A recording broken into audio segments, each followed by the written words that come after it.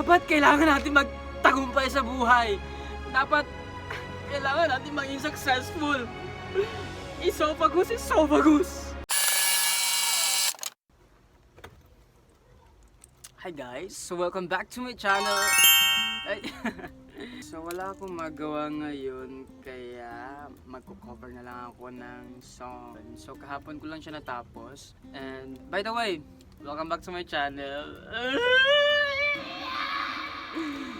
Okay, so ayun, so I'm going back to my track, going back to the same thing that I used to be. Yeah. So by the way, I'm Muhammad Ali Mamid Samud.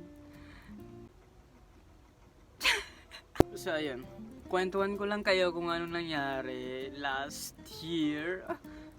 Last year ang pagkukwento. So ang daming nangyari nung last year. By the way, I'm 4th year college student now and I'm still stuck up in the same thing and in the same situation.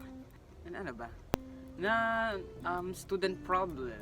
Yeah, like you know what it is. You already understood that thing. But yeah, kakatapos lang ng first semester namin and yeah, nagkaroon kami ng ano ba yun? Yung OJT? OJT ba? Oh, the teaching observation. Yes, and for the second semester, which is this year 2024, is our practice teaching na talaga. Like, I'm so excited. At the same time, kinakabahan din ako kasi field of teaching na yun, And also, di pa ako masyado ready when it comes to the materials that I am going to use. Yeah, naramdaman ko na talaga yung pagiging isang guro. Feeling ko may papagalitan ako this second semester. Ano ba? Dapat bumawi tayo. Ay, hindi talaga tayo. Dapat we have the good communication to our student and para maibalik din naman yung genuine approach natin sa kanila. But yeah, pero na-realize ko din na what if yung expectation ko when it comes to field of teaching is hindi ma-meet. Kasi na-experience ko nung first semester namin is some of the students are not really that kind though. Yeah, but normally, ganun naman talaga. Pero ang ina-expect ko lang talaga is magiging good yung approach nila sa amin. But some of the students, like, ginamema lang kami. Pero ayun, it was a success teaching observation and fulfilling kasi madali din namin natapos yung mga task namin, yung mga requirements na pinapagawa sa amin sa school. And yeah, and also satisfying kasi kita namin yung first semester grade namin and it was good. Yeah. Walang masabi. And also, ano pa kayong mga linulook forward ko this 2024? Yeah, graduating student na ako and it is surreal na napakabilis lang ng panahon na ginugol ko sa pag-aaral. And yeah, this is it. Malapit ka nang gumraduate and alam ko na malapit ka rin gumraduate. Wag kang ano dyan. But yeah,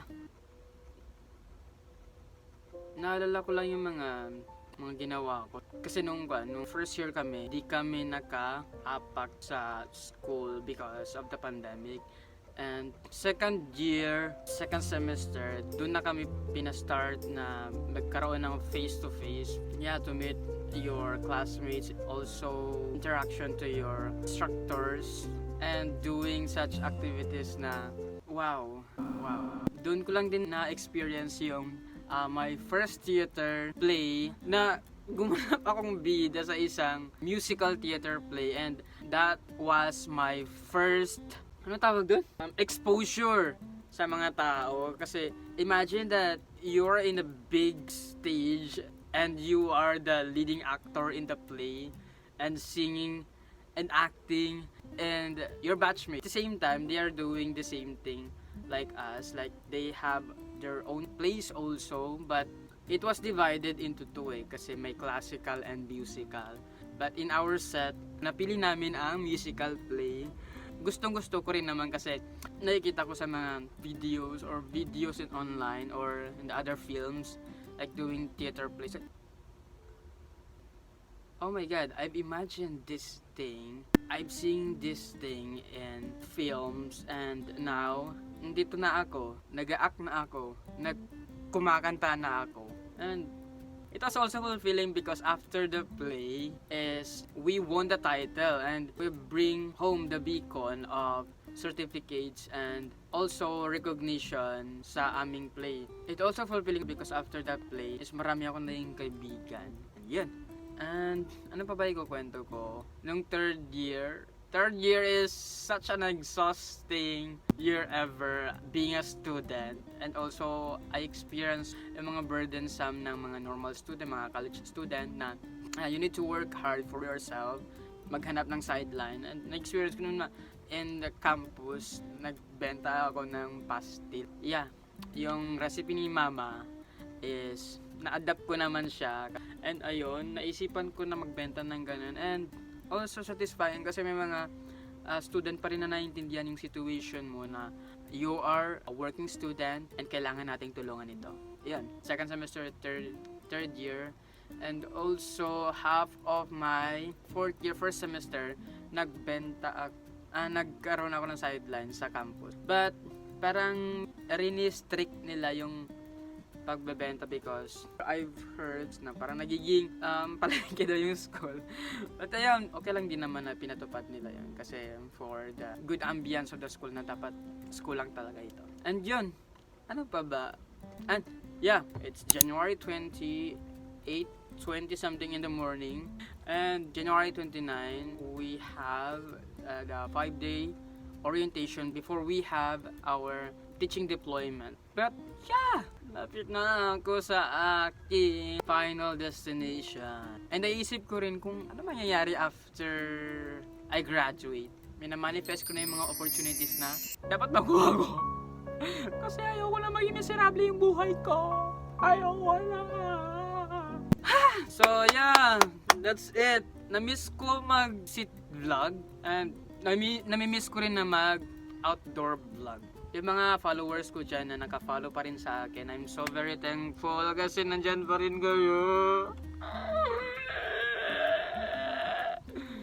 Sorry guys, ngayon lang din ako naging productive. And also, apart from that, syempre, kwento ko rin sa inyo yung nangyari for the first month of this year. Hindi ko lang talaga gusto yung, I don't know, nagiging self-diagnose lang ako, pero yun na-feel ko talaga, parang depressed na talaga ako, babe. I feel so depressed. I felt a lot of burdensome in sleeping because bumalik yung sleeping difficulties ko, like 2 days or 3 days and walang maayos na tulog, tapos yung mga mata ko namumula kasi ang dami kong iniisip. And also na nakapag-decide na din ako na magpakalbo. Ayun. So, yay! Ang pangit dito lang sa every side, pangit talaga. Pero ayun, naisip ko magpakalbo kasi parang yung mga problema ko nandun sa buhok ko kasi ang haba-haba. And also ngayon, masaya rin din ako kasi like it's been growing too fast. Yeah. So dapat nagka-cap lang tayo ngayon kasi para choy-choy lang tayo. And yan, so right now magko-cover ako ng song. And thank you for listening to me for my another set of kwentuhan and walang kwentang video. Yan, I'm just updating you guys because going back to my trap. Yan. So, yeah, please subscribe to my YouTube channel and don't forget to click the notification bell and suggest some of the contents that I'm going to film because I need your cooperation. I need also your suggestions. Like, dapat masaya lang tayo dito. Ayan, binabalik ko lang yung energy na nawala sa akin these past days. Because, yeah, I'm still fighting on myself. I'm still fighting. Also, you need to fight for yourself. Naging motivator ako ngayon. dapat kailangan natin magtagumpay sa buhay. Dapat kailangan natin maging successful. Esophagus. Hi, Queen. Online sensation ngayon si Queen kasi dahil sa esophagus at mga impromptu na homemaking. Salute to you, Queen Yasmin. By the way, bye-bye!